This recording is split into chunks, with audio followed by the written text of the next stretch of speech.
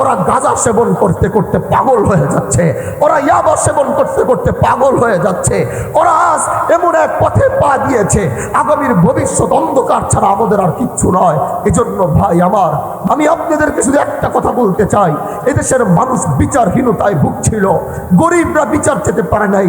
যার নুন আনতে গেলে পান্তা ফুরায়, সে কিভাবে বিচারে সালিশে বসে 10,000 টাকা দিবে? যার নুন আনতে গেলে পান্তা ফুরায়, সেই ভাই ভাইয়ের নিজের প্রত্যেক সম্পত্তি আটকাইতে গিয়ে যেই ভাইয়ের টাকা বেশি সালিশের দরবারে সে টাকা দেয়, আর গরিব ভাই টাকা দেওয়ার ক্ষমতা রাখে না বলে যে টাকা দিয়েছে তার উপরে রায় হয়। এই শিবচর তো হাজী শরিয়াতুল্লাহ চায় নাই, এই বাংলাদেশ তো হাজী শরিয়াতুল্লাহরা চায়নি। আমরা একটি ইনসাফ আর রাষ্ট্রভিত্তিক ন্যায় প্রতিষ্ঠা ভিত্তিক এক সমাজ তারা চেয়েছিল।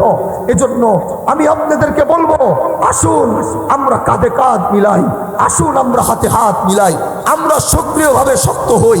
আগামীর বাংলাদেশ, আগামীর শিবচরকে ইনসাফ ভিত্তিক শিবচর গড়ার শপথ গ্রহণ করি, আমরা ন্যায় ভিত্তিক শিবচর গড়ার শপথ গ্রহণ করি, ইনসাফ ভিত্তিক বাংলাদেশ গড়ার শপথ গ্রহণ করি। আগামীর বাংলাদেশে আর কোন যুবক যেন মাদকের সাথে জড়িত না হয়, আপনাদের সন্তানরা যেন আর পথ হারা না হয়। আপনি ব্যর্থ হলেও আমি ব্যর্থ হতে দিব না। আগামীর বাংলাদেশ যুবকদেরকে বাঁচাতে হলে আমার দেশকে মাদক মুক্ত ঘোষণা করতে হবে, সেটা পারবো তো ইনশাআল্লাহ।